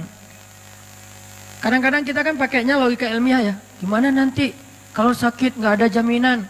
Gimana nanti kalau udah lulus tapi nggak ada jaminan? Gimana nanti kalau ayahnya meninggal terus nggak ada warisan? Gimana? Ikhtiar mah ikhtiar aja. Cuman iman nggak boleh ngikutin ikhtiar. Dia terpautnya ke langit. Ikhtiar itu di bumi. Udah aja yakin sama Allah. Alam yajidka yatiman fa'awa. Saya anak tukang pangkas tapi kuliah di Mesir. Saya anak seorang ibu yang cuman ibu rumah tangga. Punya warung kecil di depan rumah tapi nggak pernah untung soalnya dimakan sama anaknya semua tuh, semua dagangan. Jual apa? Mak boleh ambil. Jadi kerjaan kita tuh makanin warung mak. Jadi nggak pernah untung. Yang ada rugi. Kok bisa kuliah di Mesir? Bukankah alam yajidka yatiman fa'awa? Allah punya banyak cara. Bisa aja Allah kasih caranya dengan saya ada sedikit prestasi dalam bidang tarik suara gitu. Musabakoh maksudnya, bidang musabakoh kayak alhamdulillah pas tampil bukan karena saya ngajinya bagus, kebenaran musabik itu mutasabik. Peserta yang lain asal tampil serak wae. Yang ini serak, yang ini salah baca. Ya udah alhamdulillah menang ya. Bukan karena bacanya keren, karena yang lain lagi nggak fit. Walaupun didoain juga sih, ya Allah serak dong please. Pas ngaji, jadi agak-agak kurang ikhlas juga namanya musabakoh anak-anak ya, kayak atlet gitu karena semangat, jatuh, jatuh gitu. Jadi artinya kayak tadi lah tanding Pevi Sanggu tadi nonton sama teman-teman. Begitu yang Jepang kan pas Sanggu yang street itu, yang pas Jepangnya main, yang keempat kan bagus semua tuh. Landingnya bagus, sempurna, skornya 8,7, tinggi-tinggi gitu. Pas yang kelima, ya Allah jatuh beneran. Wah, akhirnya kita kayak bahagia gitu kan, lawannya jatuh gitu kan. Berarti Sanggu bisa naik nih. Sanggu juga jatuh. Jadi kita doa, orang Jepang juga doa. Tapi sama-sama karena mungkin bukan masalah ibadah, ya Allah yang menentukan yang terbaik. Tapi ala kulihal, overall sih keren, pride. Barakallah buat Sanggu dan Pevi. Streaming, mudah-mudahan tetap semangat. Oke, balik lagi intermezzo. Teman-teman, jadi Allah memilihkan untuk seorang Muhammad kecil, ibu susuan terbaik, justru dengan cara apa? Gak punya modal, gak punya pengaruh, akhirnya dapatlah gak punya ayah, malah dapat ibu susuan terbaik. Kalau masih ada ayahnya, kalau ada modalnya, kalau punya pengaruh, pasti yang dapat itu ibu susuan yang ada maunya. Ini cara Allah teman-teman. Alam yajidka yatiman fa'awa. Selesaikah di situ? Belum. Selesai era susuan, bahkan Allah memilih untuk Nabi itu tempat beliau tumbuh dan belajar bahasa adalah tempat kabilah yang paling baik. Karena ada beberapa ibu susuan dari kabilah yang banyak, Allah pilih untuk Rasulullah kabilah Sa'diyah. Kabilah Sa'diyah ini apa? Yang ngomong bahasa Arabnya tuh paling lekoh. Yang ngomong bahasa Arabnya paling lekoh di antara orang Arab. yang paling ningrat gitu kalau ngomong. Saya pernah jalan sekali ke New Zealand, belum pernah ke London sih, jadi tahu Britishnya lewat New Zealand. Kalau ke Singapura kan beberapa kali lah ya, bukan karena banyak duit, bukan, karena transit. Ke Singapura beberapa kali lah ya, dengar scene English kan beda banget ya. Dengar scene English tuh kayak nggak pakai aturan, nggak pakai grammar, nggak pakai apa, nggak ada lekoh-lekohnya, apa gitu, santai ngomongnya. Tapi terus ada bahasa Inggrisnya American lah, orang Amerika yang slang kayak gitu-gitu. Begitu dengan anak-anak New Zealand kecil-kecil gitu, 4 tahun, 5 tahun ngomong bahasa British, itu lekoh banget, ningrat banget, jadi kayak nonton Harry Potter gitu.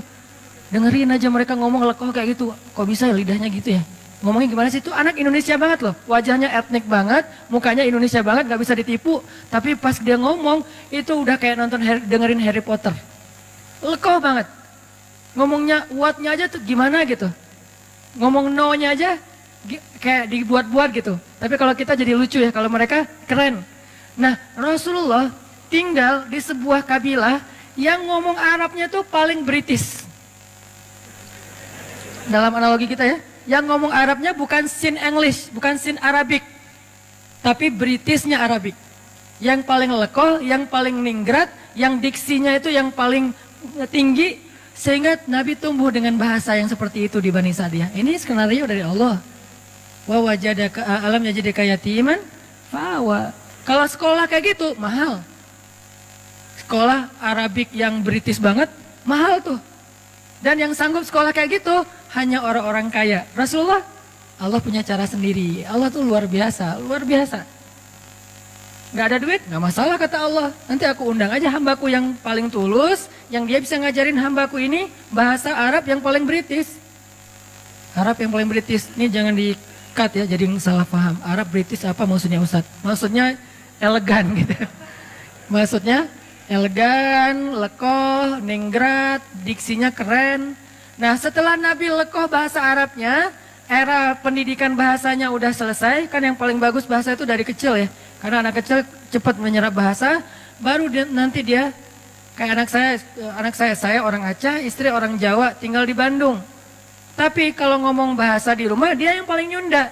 Karena teman-temannya anak-anak Bandung gitu. Jadi kalau dia ngomong Aisyah, Maryam tuh kalau ngomong sama saya malah kadang-kadang sering nanyanya ke Aisyah, Aisyah ini artinya apa sih? Aisyah yang ngajarin, kenapa? Karena dia tumbuhnya di Bandung. Kalau dia tumbuhnya di Aceh, dia bakalan bahasa Aceh. Kalau dia tumbuhnya di Surabaya, dia bakalan bahasa Surabaya. Nah, masing-masing dikasih lingkungannya. Nah, Rasul tumbuhnya di Bani Sa'di, bahasanya paling bagus. Udah selesai? Belum. Nanti ada era lagi kedua, setelah masanya Abdul Muthalib, Aminah, Halimah, nanti ada era kedua. Awalnya dinaungi atau dipelihara oleh pamannya Abu Thalib. Ini era periode kedua. Dan ini juga luar biasa. Abu Thalib punya banyak anak, tapi yang paling disayang justru ponakannya. Punya banyak anak, tapi yang paling disayang justru ponakannya. Kemana-mana pergi pasti yang dibonceng ponakannya. Muhammad ikut paman, ikut boncengan, memotoran gitu. Motornya keledai, onta, kuda. Memotoran aja keliling Mekah, ke Suriah dulu namanya Damaskus, kemudian ke Yaman. Yang dibawa memotoran sama Abu Thalib touring kemana-mana itu siapa? Ponakannya, bukan anaknya justru. Kenapa bisa kayak gitu? Allah masukkan cinta ke dalam hati Abu Thalib, sehingga diantara semua keluarganya yang paling disayang justru bukan anaknya tapi ponakannya. Allah yang bikin kayak gitu. Sehingga karena sayangnya Abu Thalib kepada Rasulullah kecil, Muhammad kecil, akhirnya Abu Thalib tuh mikirin banget pendidikan Muhammad kecil. Mikirin banget. Gimana ya cara anak ini jadi seorang pemimpin? Anak-anak yang lain gak gitu-gitu amat. Tapi yang ini difikirin, sama kayak seorang ayah mikirin, nanti dia SD-nya di mana yang bagus ya? Browsing, banding-bandingin, komparasi yang satu dengan yang lain, harga, kurikulum, segala macam kan ya? Nanti SMP-nya di mana ya? Nanti dia belajar ini di mana ya? Nanti dia belajar itu di mana ya? Sama kayak sekarang saya mikir anak saya nanti, kalau yang dia laki-laki dia harus bisa satu. Buat saya pribadi ini subjektif banget ya. Karena saya mengkader dia rambutnya harus panjang, keriting, berarti dia surfing, skateboard. Karena model rambut udah dapet nih, kayak reggae banget lah ya. Surfing, skateboard harus bisa. Berarti belakang rumah saya harus bikin mini ramp biar dia latihan sendiri gitu. Satu. Dari sisi mainnya. Dari sisi intelektualnya mulai sekarang karena istri memang sama-sama belajar di Mesir diajarin bahasa Arab. Jadi kita kalau ngomong rahasia dengan istri di rumah udah ketahuan sama anak-anak, tahu. Walaupun mereka nggak bisa ngomong bahasa Arab tapi ngerti kalau kita ngomong bahasa Arab. Saya misalnya bilang mau sesekali makan mie instan gitu kan ya. Kan biar anak-anak nggak ikut-ikutan, saya ngomongnya rahasia sama istri, pakai bahasa Arab, saya pengen makan makarona gitu ya.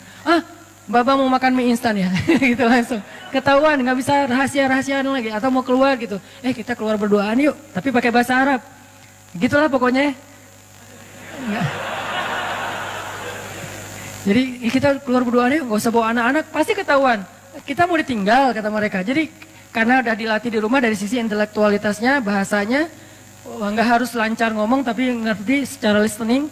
Terus Al-Qur'annya, pokoknya bagian saya mah main aja, bagian yang tadi pendidikan apa segala macam istri aja lah, ngafal Quran, ngafal hadis, bahasa Arab, ya sama Umi aja deh, sama Bapak apa, yuk kita jalan yuk kita main yuk, bagian seru-seruan gitu, supaya dia nanti kalau saya cita-citanya anak saya tuh kalau laki-laki tampilan reggae, tapi instalasi di dalamnya tuh softwarenya Mekah.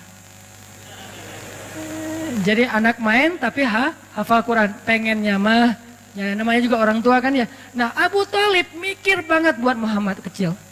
Gimana anak ini jadi seorang leader, gimana anak ini jadi seorang yang luar biasa, pemimpin umat, itu difikirin sama Abu Thalib. Kenapa kok bisa gitu-gitu amat?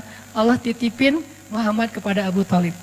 Alam yajidika yatiman fa'awa. Allah yang titipin. Kalau Allah titipin itu udah keren banget, udah pasti. Sehingga di sebelah Ka'bah itu teman-teman, sebelah Ka'bah itu ada sebuah spot, sebuah tempat kongres para ketua kabilah, pemimpin kabilah di Mekah, namanya Darun Nadwah. Itu di sebelah Ka'bah. Kalau sekarang mungkin jadi kayak makam Ibrahim gitu kan, kalau yang pernah umroh, daerah-daerah situ. Jadi sebelah Ka'bah ada tempat orang-orang kepala suku Mekah itu sering bikin kongres. Bikin meeting, bikin apa, ngomongin tentang kota Mekah, ngomongin tentang perdagangan, ngomongin tentang politik, ngomongin tentang perang, dan seterusnya. Semuanya di situ, namanya Darun Nadwah. Nah biasanya setiap ketua kabilah, kalau pergi ke Darun Nadwah itu, mereka bawa anak kesayangannya, yang laki-laki, sebagai kaderisasi. Jadi pendidikan pada masa itu tuh bukan sekolah formal, ikut ayahnya, itu pendidikan pada masa itu. Bukan sekolah formal, tapi ikut ayahnya, sehingga biasanya anak laki-laki nggak akan jauh-jauh dari ayahnya, anak perempuan nggak jauh-jauh dari ibunya. Sehingga Nabi SAW ternyata selalu dipilih oleh Abu Thalib di antara anak-anaknya untuk ikut Abu Thalib ke Darun Nadwah. Yang lain milih anak laki-lakinya, Abu Thalib milih ponakannya. Coba, ngapain dipilih ikut dalam Darun Nadwah? Nanti di Darun Nadwah dia duduk di sebelah Abu Thalib. Duduk di sebelah Abu Thalib, dengerin gimana cara komunikasi dalam sebuah musyawarah, meeting, kongres, gimana cara meyakinkan orang kepada pendapat kita, gimana cara komunikasi yang santun, gimana cara debat yang baik, gimana cara ngatur pemerintahan, gimana tentang politik, gimana tentang jihad, gimana membangun koalisi, gimana, itu Muhammad semuanya dengerin di sebelah Abu Thalib. Kebenaran Abu Thalib yang paling bijak di antara ketua kabilah. Jadi dia kayak belajar langsung ke legend-legendnya gitu. Belajar langsung ke legend-legendnya. Di situ nanti ada Abu Jahal, walaupun belum musuhan ya. Abu Jahal masih dikenal Abu Al-Hakam. Jadi kalau ngeluarin kata-kata itu syair semua. Nabi jadi ngedengar, oh gitu ngomong yang diksinya bagus. Oh gini ngomongnya yang punya wawasan. Oh gini ngomongnya yang menyampaikan teori, analogi segala macam. Muhammad belajar kayak itu. Sehingga ketika Muhammad pulang ke rumah, anak-anaknya Abu Thalib mengupdate berita tentang politik Mekah lewat Rasulullah. Muhammad tadi ngomong apa di sana? Gitu coba. Padahal ayahnya sendiri kepala suku, tapi ayahnya memilih Muhammad kecil. Alam yajidika yatiman fa'awah. Allah itu udah sebaik-baik pembuat rencana lah pokoknya. Ini harusnya menjadikan kita makin belief, makin yakin sama Allah. Kalau diserahin urusan kita ke Allah itu emang dahsyat.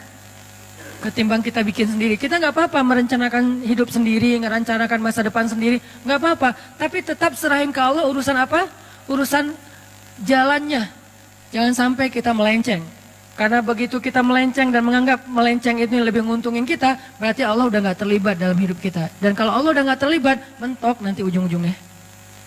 Kalau kita ngikutin jalan Allah yang lurus, walaupun menurut logika ilmiah kayak nggak jelas gitu, ikutin aja. Karena emang jalan Allah itu unik, sering banyak surprise gitu kan ya. Sama kayak Rasulullah, kok gitu sih harus yatim dulu? Kan nggak tahu nih alasannya. Pas tahu, oh iya ya, ternyata dengan yatim justru dapat Halimah. Kok gitu sih yatim, dengan yatim justru dapat Abu Thalib. Dan seterusnya dan seterusnya. Ini era Abu Thalib. Ada 3. Nanti ada era yang ketiga, Khadijah. Inilah era paling romantis, paling manis dalam hidup Nabi. Era Khadijah. Buat yang belum dapat Khadijah, baca ayat itu. Alam yajidka yatiman. Yatim dalam konteks kita, jomblo. Sendiri kan? Fa'awa, ya Allah, saya yatim. Kasih saya naungan. Siapa naungannya? Khadijah, ya Allah. Sampai pertemukan saya dengan sosok Khadijah dan Aisyah. Ini udah keren banget nih. Khadijah yang sangat luas kasih sayangnya, yang bijaksana, yang matang. Aisyah yang seru. Faraha, maraha. Itu kata ulama tentang Aisyah. Faraha, maraha. Apa Ustaz arti faraha, maraha? Seru. Kalau biasanya saya nggak pakai teks Arab, sekarang saya pakai biar jelas. Artinya saya punya referensi ya. Walaupun gini-gini, LCJ. Kata Ustaz Abdul Somad, at-takabbur lil mutakabbir sedekah. Sombong kepada orang yang sombong, sedekah. Sombong sekali-kali. Kata ulama, Aisyah itu farahah, marahah. Artinya apa? Seru. Asik, nggak garing. Nggak ada habisnya. Pokoknya Nabi kalau udah dekat Aisyah, happy pasti. Duduk di sebelah Aisyah, ketawa Nabi sampai kelihatan gerahamnya. Berarti kan happy banget kan? Jarang ada sahabat yang berhasil bikin Nabi ketawa sampai kelihatan geraham loh. Kecuali Aisyah. Dan kata Nabi, Aisyah itu seperti garam. Artinya makanan, mau bumbunya seabrek-abrek, nggak ada garam, tetap aja ada yang kurang. Nabi mau jalan sama siapa aja. Ada Abu Bakar, ada Umar, ada Utsman, ada Ali, ada seabrek sahabat. Kalau nggak ada Aisyah, aduh, kangen sama Aisyah gitu. Sama kayak kita lagi meeting sama teman-teman, lagi ngumpul sama teman-teman, tiba-tiba sambil meeting sambil japrian, yang garing nih nggak ada kamu. Itu tuh Aisyah banget loh. Jadi Allah memelihara Rasulullah SAW itu era yang ketiganya siapa? Era Khadijah, masanya Khadijah. Apa salah satu ayat tentang fa'awanya Rasul di masa Khadijah? Ketika Nabi dalam keadaan pulang takut, dathiruni, selimuti aku, maka Khadijah langsung menyelimuti Rasulullah. Bukan ditaruh selimut terus pergi, itu mah enggak Khadijah. Ini buat cewek-cewek di luar, kalau kalian pengen jadi Khadijah atau calon Khadijah, jangan cuma ngasih selimut terus pergi nonton, update status sendiri di luar, kayak gitu. Enggak, Khadijah itu menyelimuti Rasulullah dengan selimut dan juga dengan tubuhnya, dipeluk Rasulullah. Sehingga dikatakan oleh ulama, Khadijah adalah salah satu perempuan yang di dalam pelukannya lah Nabi mendapatkan wahyu. Salah satu perempuan selain Aisyah yang di dalam pelukannya Nabi mendapatkan wahyu. Wahyunya mana? Ya ayyuhal muddatsir. Itu Khadijah lagi meluk Rasul. Pelukan Khadijah sakinah buat Rasulullah SAW. Makanya saya sering bilang sakinah itu cuma ada 2 tempat. Duduk dalam majelis ilmu dan dipeluk oleh istri yang halal. Pacar halal maksudnya. Istri udah pasti halal mah ya. Pacar halal. Kalau nggak ada pacar halal, duduk dalam majelis ilmu. Kalau dua-duanya enggak, berarti nggak sakinah hidupnya. Kalau dua-duanya iya, wah itu mah sakinah banget. Alhamdulillah. Tenang duduk di masjid, sakinah, pulang ke rumah, sakinah. Sesekali doang turbulence. Tapi seringnya stabil. Turbulence biasa lah. Rasulullah juga pernah turbulence dengan Aisyah. Ketika Aisyah cemburu kan wajar lah ya. Tapi Khadijah memeluk Rasulullah. Itulah fa'awanya Rasul yang ketiga. Terus pulang dalam keadaan sedih karena diomongin, dibully, dihead sama orang-orang Mekah. Pulang zammiluni. Dipeluk lagi sama Khadijah. Ya ayyuhal muzammil. 2 kali adegan dipeluk sama Khadijah dan turun wahyu dalam pelukan Khadijah. Ini artinya teman-teman, benarlah Allah alam yajidka yatiman fa'awa, dan itu artinya ma wadda'aka rabbuka wa ma qala. Sekarang kita bandingkan dengan Nabi Musa di surat Al-Qasas. Nanti teman-teman baca sendiri, karena nggak cukup waktu buat kita baca sekarang, nanti baca sendiri. Di surat Al-Qasas, di halaman keduanya, paling atas tuh, satu halaman, Allah mengisahkan bagaimana seorang Musa yatim, bukan yatim dalam arti nggak punya ayah ya, yatim dalam arti sendiri, dihanyutkan ke sungai Nil. Kan Allah mengilhamkan kepada ibu Musa, yang tadi juga ada di surat Toha yang tadi dibacain pas sholat Isya. Nah, bagaimana ketika Allah menyuruh ibu Musa menghanyutkan Musa ke sungai Nil sendiri? Bukan berdua dengan ibunya di dalam peti gitu. Gak tega ninggalin anak sendiri, ya udah saya peluk aja berdua yuk nak hanyut gitu. Enggak, hanyutnya sendiri. Ibunya cuma ngeliat dari kejauhan sampai hilang dari pandangan ibunya. Tetehnya ngikutin semampunya. Kan Musa juga punya teteh ya. Tetehnya ngikutin mana adek. Begitu hanyut, tujuan hanyutnya buat apa? Tujuan dihanyutkan menghindari dari Fir'aun kan itu kan ya, niat manusia. Tapi Allah punya cara kan? Kita punya keinginan, Allah punya keinginan. Dan keinginan Allah tidak mungkin ditolak. Dihanyutkan di sungai Nil menjauh dari Fir'aun. Qadarullah malah masuk ke sebuah selokan sampai ke istana Fir'aun. Ini nih, kok gini ya caranya ya? Nah, hidup kita kadang kayak gitu teman-teman. Gak mau sama dia, amit-amit sama dia. Dia juga yang jadi akhirnya sama kita. Hati-hati ya. Ini salah satunya nih. Gitu banget. Ya Allah, please jangan dia. Please jangan dia. 4 kali, please jangan dia. Saya cuma sekali aja. Ya Allah, please dia aja. Jadi, kenapa? Ya Allah, bukankah engkau yang mempertemukan Musa dengan Fir'aun? Bukankah engkau yang menitipkan Musa kepada istri Fir'aun? Maka titipkanlah aku ke dia. Beda, redaksi doa Ustadz lah ya. Kita kalau doa ke Allah itu kadang-kadang boleh memakai sejarah teman-teman. Karena doa-doa para anbiya itu pakainya sejarah banget. Ya Allah, zat yang mendengar lirihnya suara Yunus di dalam perut ikan. Sejarah kan? Ya Allah, zat yang tidak membiarkan Ibrahim terbakar di dalam kobaran api. Ya Allah, zat yang memberikan Musa jalan keluar ketika berada di depan laut. Ya Allah, ya Allah, ya Allah. Sebutin satu persatu sejarah tentang bagaimana Allah menolong hamba-hambanya, baru yang ujung-ujungnya, tolong saya ya Allah. Itu keren banget doa kayak gitu teman-teman. Gak hafal Arabiknya, gak masalah. Pakai bahasa kita sendiri. Tapi baca dulu sejarahnya, jangan salah. Ya Allah, yang menyembuhkan Nabi Sulaiman dari sakitnya 17 tahun. Bukan Sulaiman kata Allah, Ayub. Oh iya ya Allah. Jangan kebalik, udah pakai sejarah pede, salah pula gitu kan ya. Tapi nggak apa-apa sih, Allah maha pengertian lah sama kita ya. Arti pengertian apa? Bahasa Arabnya Raufun. Allah tuh maha pengertian banget sama kita. Tapi jangan disengaja.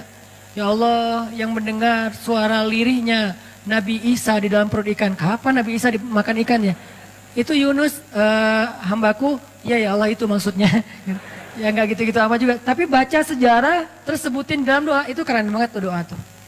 Ya Allah, yang pada akhirnya memberikan seorang keturunan yang soleh kepada Zakaria. Kan gitu kan ya? Beri saya seperti itu. Dikasih Yahya. Ya Allah, pengen banget punya anak yang nanti dia menjadi salah satu tokoh pergerakan yang membangun yang menyebarkan kebaikan agamamu, keadilan kepada orang-orang yang terzolimi. Ya Allah, seperti seorang ayahnya pendiri Turki Utsmani, panjang gitu. Beri saya anak laki-laki. Saya kasih nama Ertugrul Ghazi. Dikasih. Sebutin sejarah, baca sejarah, karena saya senang banget sama sejarah. Buat saya sejarah itu kayak nonton film. Karena saya hobinya nonton, daripada saya cuma nonton film entertain, kenapa nggak nonton film sejarah? Nonton film sejarah bisa dalam makna nonton filmnya atau baca bukunya, itu keren banget. Nikmatin banget adegan-adegan sejarah. Makin tebal bukunya, berarti makin detail adegannya. Gini banget ya, wah luar biasa ya. Diulang lagi, biar adegannya tuh menghayati, kemudian disampaikan dalam bentuk storytelling. Sirah, sejarah para nabi. Itu pas kita berdoa baca kayak gitu tuh kayak kita kayak lagi nostalgia gitu sama Allah. Ya Allah, kan Allah dulu pernah gini. Iya. Allah kan pernah gini. Iya. Ya Allah kan pernah gini. Iya. Sekarang giniin saya dong. Oh ya udah deh gitu. Jadi kayak asik gitu kan doanya kan ya. Tapi kalau doa, ya Allah saya pengen ini. Apaan sih kamu? To the point banget sih jadi orang. Gak ada basa-basinya. Walaupun boleh banget sama Allah tuh boleh banget. Cuman kayak kurang romantis kan. Sama pasangan kita kalau mau minta sesuatu kan, yang Kan kamu baik sama aku, kan dulu kamu gini-gini, kan dulu panjang, nih udah ada maunya nih kalau kayak gini kan suka gitu kan kalau kita ya. Iya, aku mau gini nih. Ya udah deh, karena udah dipuji-puji dari tadi tuh jadi kayak gimana gitu. Ya udah, sayang, kasihan. Allah tuh bukan mau dipuji, bukan harus dibeli dengan kata-kata gombal, bukan. Allah berhak mendapatkan itu. Kalau manusia aja kita gituin, Allah lebih berhak mendapatkan itu. Bukan karena Allah pengen digituin, tapi emang Allah yang paling berhak mendapatkan semua gituin. Maksudnya semua pujian kita gitu. Itu teman-teman. Jadi balik ke Musa, akhirnya hanyut ke sewakan, masuk ke tempat pemandian keluarga besar Firaun ditemukan. Intinya ada kalimat yang tadi saya baca di surat Thaha, ini kata kuncinya. Wa alqaitu ilaika mahabbatan minni walitusna'a ala aini. Itu kata kuncinya.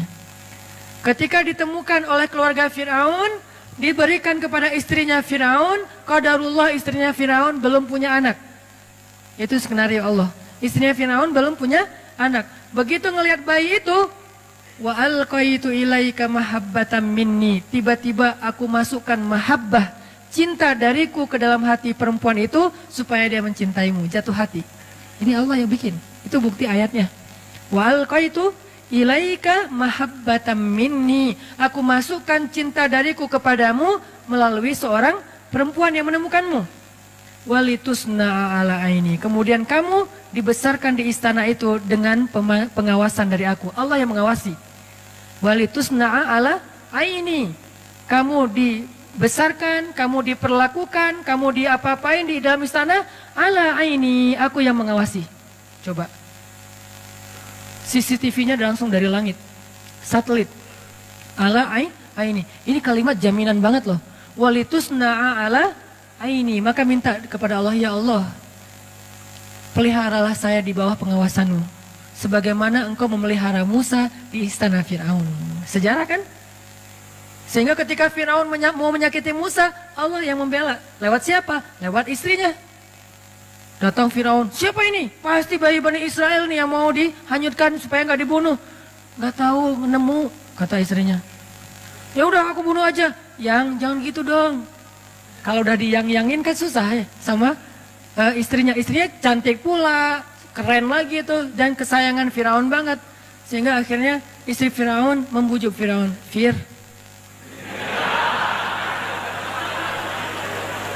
Kata istrinya, qurratu ainin li walak. Bahasa Al-Qasasnya, qurratu ainin li walak. Anak ini nyenengin banget loh. Kan aku gak punya anak, aku gak nyalahin kamu kok. Tapi ternyata Tuhan mengasihi kita, memberi kita gantinya. Ini anak qurratu ainun li walak, nyenengin banget. Kamu seneng kan ngeliat dia? Enggak. Qurratu ainin lak laisa li. Kamu, saya enggak. Kamu dong yang cinta sama dia, saya enggak, biasa aja. Ya udah nggak apa-apa, yang penting kan kamu seneng kan kalau aku seneng. Iya sih, ya udah. Beres. Ini cara Allah, walitusna'a ala aini. Kamu dibesarkan di situ dengan pengawasanku. Aku yang ngebelain kamu, aku yang menjaga kamu. Kalau kamu mau dicelakai oleh Firaun pas hari mau disembelih hidup-hidup, akhirnya aku kasih ide kepada istrimu, istri Firaun, supaya menjaga kamu dengan cara dikasih pilihan. Pokoknya singkat cerita kayak gitulah, panjang kalau diceritai. Intinya akhirnya Musa selamat. Nanti masih ada adegan wa wajadaka ailan fa'aghna. Lapar kan Musa? Tiba-tiba bikin audisi menyusui. Mirip dengan Rasulullah, cuman nggak pakai audisi kalau Rasulullah. Ini mirip banget nih ceritanya. Rasulullah cari ibu susu, Musa juga nyari ibu susu. Bedanya ibu susunya Musa, ibunya sendiri. Ibu susunya Rasulullah perempuan soleha juga. Cuman beda kasus, beda model. Intinya wa wajadaka ailan fa'aghna. Itu teman-teman, insya Allah ternyata baru dapat satu ayat. Alam yajidka yatiman fa'awa. Itulah tafsir teman-teman. Itulah yang kita pelajari di Mesir, di Al-Azhar. Satu ayat, itu kalau mau dibedah lebih dalam lagi mungkin banyak komparatif dengan surat-surat yang lain akan lebih panjang. Tapi intinya sih bukan mau pamer ayat, pamer wawasan, bukan.